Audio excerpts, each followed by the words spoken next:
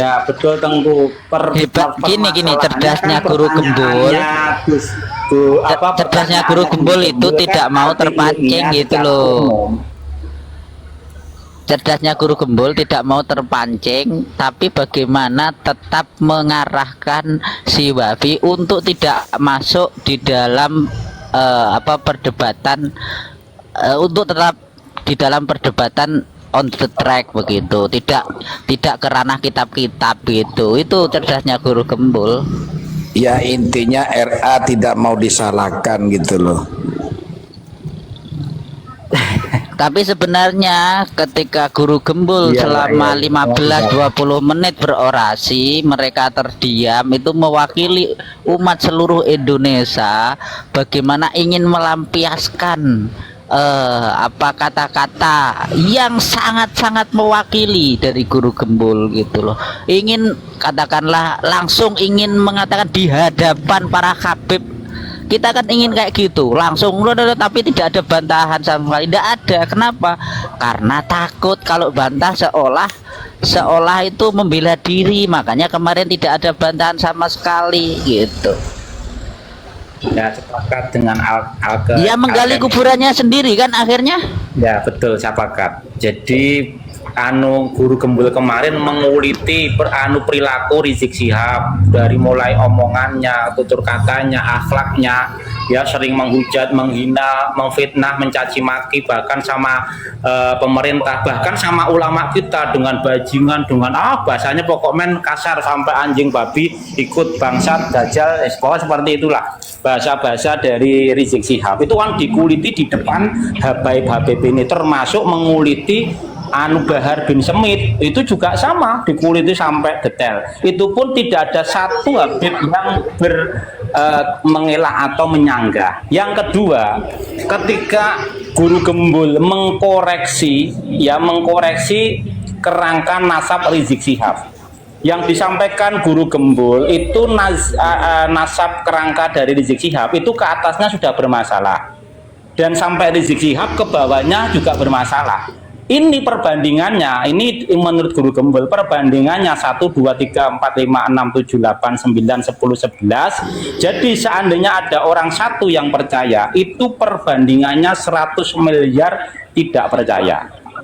Kan seperti itu. Oh iya benar, ini oh ya, katakanlah ini narasi saya atau analogi saya itu salah ya, oh salah benar, berarti tidak ada catatan. Lah audien ke belakang, termasuk Habib yang menjadi moderator, termasuk Habib yang jadi narasumber, semua membenarkan bahwa tidak ada pencatatan tanggal lahir dari nasab Rizik Syihab. Ya otomatis ketika tidak ada pencatatan, ya kata Guru Gembul itu di depannya para habaib, berarti ini analogi saya salah. Dengan analogi kita saya berarti ada pembenaran daripada apa yang saya sampaikan. Kalau tidak ada catatan, berarti ini tidak akan bisa diterima. Contoh, seorang murid suruh bikin makalah, tahu-tahu menyodorkan kertas yang tidak ada makalahnya, tidak ada catatan. Gimana mau diterima sama dosen atau mau diterima sama guru? Ya otomatis nasab mereka tidak bisa diterima. Begitu kan Gus Tengku? Ya benar. Assalamualaikum, Duku Gori, izin menyimak tuh. Silakan. Dari Aceh nih Tungku. Siapa ya? Yamin.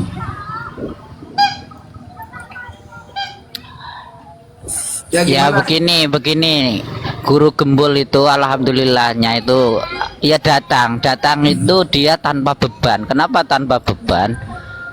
Karena kalau seandainya Kiai Imad yang datang itu pasti ada bebannya apa? Karena yang pertama kali menggaungkan di Indonesia ini adalah Kiai Imad. Sedangkan Guru Gembul kan bukan yang menggaungkan, dia free, dia bebas ngomong apapun, bebas, tidak ada untuk dihakimi atau apa. Jadi asik lah, los dia itu kemarin itu bebas mengutarakan apa yang ingin diutarakan kan gitu. Iya, jadi sejatinya ya.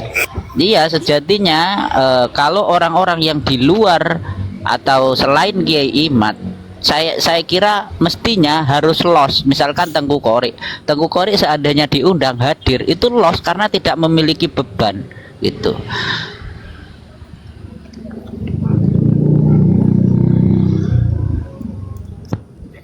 Sayangnya kok tidak berani mengundang Tengku Kori. Takut mejanya diambur-amburin gua. Apalagi begini ya, format yang ada kejanggalan kan begini.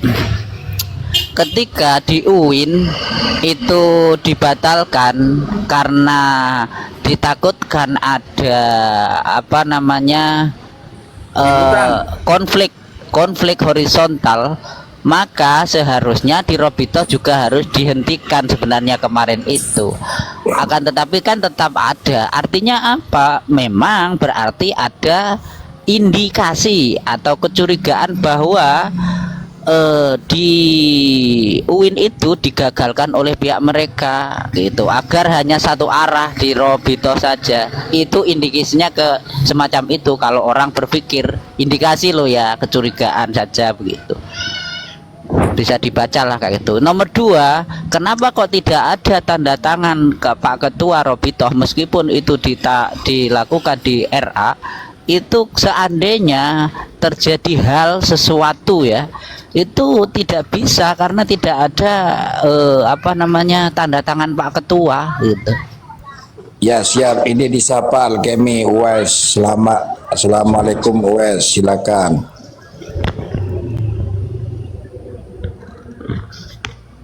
Waalaikumsalam. Anak nyimak dulu ya. Ya, apa yang disampaikan, mau menyampaikan narasi apa zaman, silakan. Assalamualaikum warahmatullahi wabarakatuh. Waalaikumsalam. Ini tadi saya sambil di mobil lugas sekali itu skincare menerangkan, dan juga Tengku Kori, dan juga Gus Alkemi. Ini dahsyat, ini babon-babon semua yang nggak bakalan bisa dibantah sama Kak Bang Alawi ini. Ini udah sepakat, apa tinggal nunggu jawaban mereka, kan itu sebenarnya kita itu. Begini loh Bang, sebenarnya kenapa kok banyak orang yang menerima, karena mudah dipahami oleh narasi yang dibangun oleh Kiai Imad. Sedangkan narasi dari Gus Rumel misalkan, itu siapa yang paham gitu loh. Jadi orang awam pun akan menerima dan paham apa yang diterangkan oleh Kiai Imad dan kawan-kawan gitu loh. Jadi mudah diterima. Tinggal dijawab aja apa susahnya, kan begitu. Iya. Kalau enggak ya enggak, udah ngakuin lah. Oke. Makanya kalau saya itu nggak mau debat-debat panjang-panjang. Kalau dulu 1,5 tahun bahkan 2 tahun yang lalu itu masih jelimet apa ya istilahnya membahas soal ini. Sebenarnya mudah. Pertanyaannya langsung saja to the point, pasti tidak bisa jawab. Bagaimana memverifikasi nama Ubaidillah ketika tidak ada catatan? Gitu, itu sudah cukup. Itu pasti jawabnya, oh kalau tidak ada catatan bagaimana cara verifikasinya? Bingung dia. Pasti larinya kalau Gus Rumel itu adalah ke sanad gitu. Baru nanti kalau masuk ke sanad baru diteliti sanadnya gitu. Dan itu pun tidak mengidentifikasi bahwa itu menjadi kebenaran gitu. Nah, itu karena kita kembali Mas, karena hanya memverifikasi keberadaan gitu. Maaf Gus Alkem, ini kan kita kembali saat debat di Banten, di mana saat itu kan dihadiri oleh Tengku Kori. Bagaimana berapi-apinya Wafi sebentar ya, sebentar. Jadi untuk sanad itu adalah menunjukkan hanya keberadaan, bukan apa namanya nasab, bukan ketersambungan nasab, tapi keberadaan seseorang, itu sanad, gitu loh. Kalau nasab itu kan ketersambungan, gitu loh, ketersambungan. Kalau sanad itu keberadaan saja yang diverifikasi. Jadi Gus Rumel itu sejatinya tidak menunjukkan atau menjawab dari pertanyaan Kiai Imad, tapi hanya ingin menunjukkan bahwa ini loh Ubaidillah ada, gitu aja. gitu. Kalaupun memang ada, belum tentu juga apakah dia itu nyambung ke Rasulullah begitu. Kalaupun itu ada loh ya, atau sanadnya benar gitu loh. Itu sebenarnya. Ya kalau Ubaidillah itu sebenarnya tidak ada Mas Alkemigus ya, tidak ada. Yang sejarah mencatat itu nama Abdullah itu tertulis di kitab Tufah Al-Azhar karya Ibnu Sabdam abad ke-11 Hijriah. Di kitab ini Ibnu Sabdam itu mencatat bahwa putra Ahmad Al-Aba itu ada 3. Yang pertama Abdullah. Gini. Abdullah, bukan Ubaidillah. Kalau yang kedua itu Muhammad. Gimana? Kalau menurut Gus Rumel itu kan ada yang di kitab Arbaun kan begitu, sanad itu. Dan itu ada. Tapi apakah benar atau enggak? Adapun itu berdasarkan sanad, apakah benar atau enggak? Karena pernah saya tanyakan, itu didasarkan pada kitabnya Habib siapa lupa saya, Habib Salim bin Jindan. Ketika saya tanya apakah itu salinannya Habib Jindan yang katanya didapatkan dari maktabah yang ada di Makkah atau Madinah itu, ternyata ada jawabannya Gus Rumel, oh tidak. Terus saya tanya lagi, apakah salinannya itu sama persis salinan yang dipegang oleh Salim bin Jindan? Dia jawab iya. Kalau iya artinya maka kita harus memverifikasi Salim bin Jindan saja itu tidak di dalam Jarh wa Ta'dil itu kan dikatakan manhulia itu kan. Nah, maka tidak bisa dijadikan dasar kayak gitu. Assalamualaikum. Betul Bang, kalau emang mereka itu berdasarkan sanad itu kan sesuai yang disampaikan Wafi saat debat di Banten. Bagaimana Gus Wafi itu membandingkan apple to apple adanya ulama-ulama muhadisin. Siapa ulama-ulama muhadisin yang menjadi dasar Wafi saat itu? Yang pertama kan Imam Syakhawi, Ibnu Hajar Al-Haytami, Ibnu Sabdam, Abdurrahman An-Ansori, Zainal Abidin bin Alwi Jamaluddin Lail, Umar bin Salim Al-Atas, Abdurrahman Muhammad bin Husain Al-Masyur. Semuanya ini kan ulama-ulama muhadisin.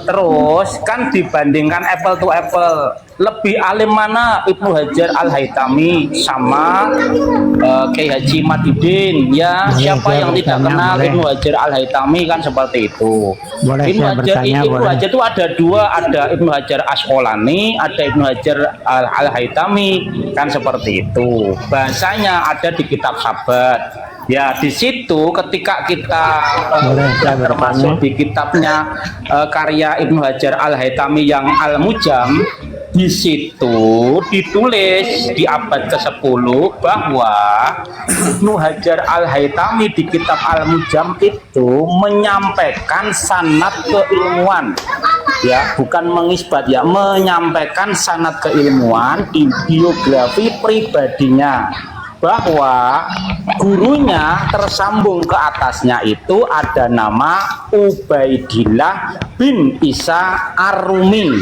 ya seperti itu. Boleh bertanya, itu di kitabnya Ibnu Hajar. Benar yang disampaikan Al-Kemi tadi, Gus Al-Kemi ini tentang sanad yang dikutip oleh Gus Rumel. Kalau kitab-kitab itu ya yang disampaikan tadi yang tentang sanad itu beda dengan kitab nasab. Boleh kan bertanya, boleh saya beda. bertanya, boleh. Boleh. Bertanya, itu ya. juga ya, dan itu juga pengambilannya dari Ali Asyakron karena Boleh saya bertanya, boleh. Itu adalah abad ke-14 kan itu. Boleh bertanya. Ali Asyakron. Iya, dan lagi begini teman-teman, kenapa ya? Saya pikir begini, kenapa Robito Alawiyah RA itu besar, organisasi besar ya. Tapi kemudian dengan adanya masalah ini dia pertaruhkan kebesaran RA itu untuk ke pribumi yang bisa menjawab kayak begitu. Apakah kapasitas RA itu tidak ada?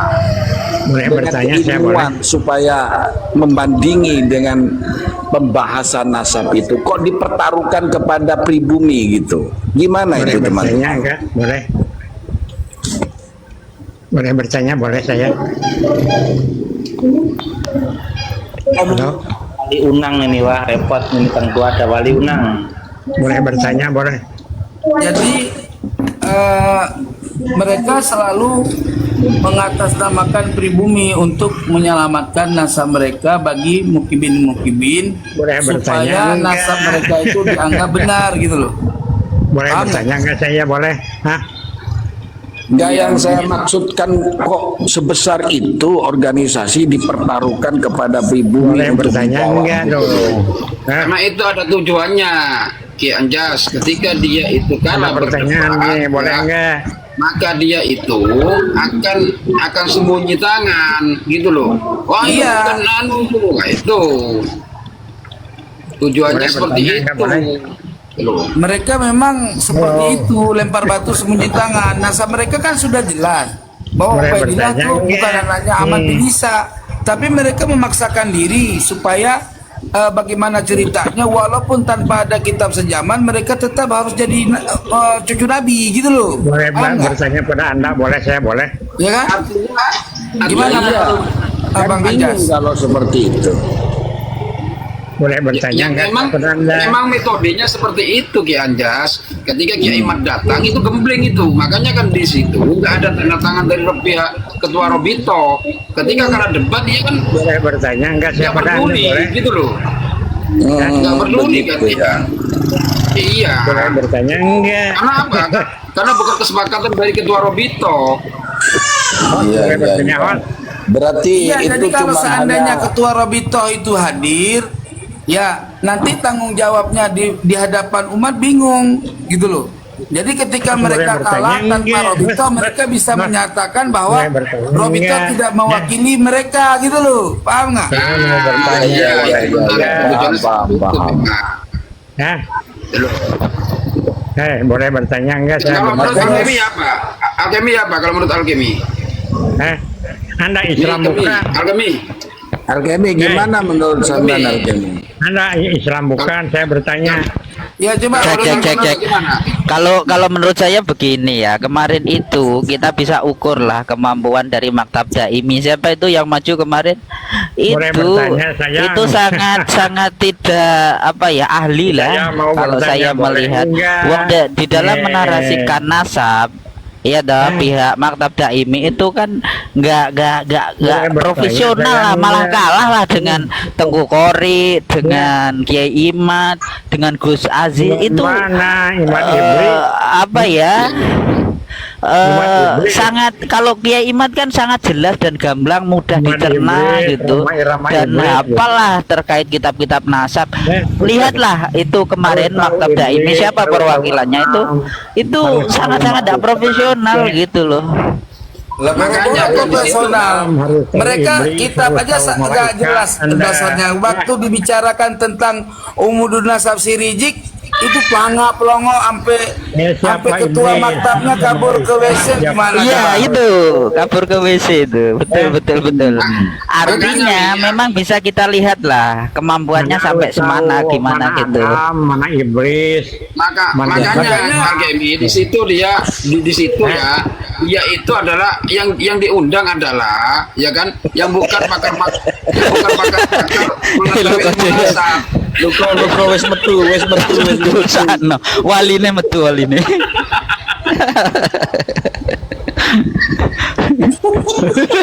Sebenarnya debat di Banten itu tidak mewakili siapa-siapa. Kalau kita nyimak yang disampaikan Tengku Kori itu kan sebenarnya kan berdasarkan kitab-kitab yang jelas ya, bukan argumen yang tidak berdasar.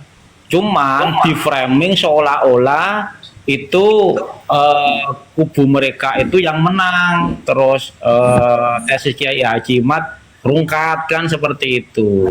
Itu kan tidak fair. Terus publik dibikin framingan bahwa ini al-kaburi dan lain sebagainya, dan rungkat itu di media TikTok. Tapi sebagai pelajar kita menyimak itu dari yang disampaikan oleh Tengku Kori dan kawan-kawan saat itu lebih bisa diterima ya, secara akal sehat, secara kitab ataupun secara sejarah. Cuman karena ada yang emosi dari pihak sana, diam kok setan, nah itu apapun yang disampaikan sudah tidak lagi, walaupun itu kebenaran, kalau sudah marah itu yang namanya setan yang ngomong gitu loh. Assalamualaikum, Godam, Lord. Waalaikumsalam warahmatullahi wabarakatuh. Agami kecem nanggone wali unang. Waalaikumsalam warahmatullahi wabarakatuh. Jadi teman-teman nanti kalau ada si Unang naik kayak gitu, udah aja kita mah kongko aja, ngobrol aja, nggak usah peduli sama dia gitu loh. Anggap aja nggak ada. Gantungan kunci Tengku ya. Iya. Iya, jadi cukup kayak gitu wes, anu lah, sudah pergi sendiri. Udah clear kok, udah clear ini. Saya semakin jelas. Saya tahu ini kan 3 bulan ini ketika Tengku Kori mau berantem sama Habibah, sama si Bahar, ya kan. Lalu kemudian makin saya ikuti, oh iya kok simple kok ini Gus Alkemi sama Gus Kitker. Ini simple kok. Ya Muhammad lari, nggak berani. Dia kan Muhyiddin juga Muhammad ini. Iya. Jadi pada hakikatnya ya, nasab mereka udah nggak bisa lagi dipertahankan dan tinggal tumbang dengan dakwah-dakwah yang ada ya. Ya. Jadi intinya ada yang nggak perlu lagi berdebat dengan Robito. Sebenarnya gini, Said Kori nggak perlu diperdebatkan, cuma kita menyuarakan saja agar supaya banyak Muhyiddin yang sadar, itu aja sudah cukup. Ya mereka kan ketika ditanya gini loh, ada nggak Ubaidillah terverifikasi dari kitab yang ada di abad zamannya, kan gitu kan? Jawaban mereka pasti bertanya, nggak ada syarat kitab sejaman. Loh, kita nggak nanya syarat sejaman, yang jelas ada nggak kitab yang menunjukkan nasab dia sebagai anaknya Ahmad bin Isa, Ubaidillah anaknya Ahmad bin Isa. Loh, ada nggak? Ya nggak ada syarat sejaman. Saya tanya ada nggak? Jawabnya nggak ada syarat sejaman. Itu kan maknanya memang nggak ada informasi gitu. Ketika kita bilang informasi terkait kewajiban kitab sejaman, mereka melihatnya, oh bukan begitu maksudnya, begini muter-muter. Begitu kita tanya sama mereka, ya udah sekarang coba tunjukkan kitab mana yang menolak kitab keterangan kitab sejaman. Gitu kan. Nggak ada yang bersyarat.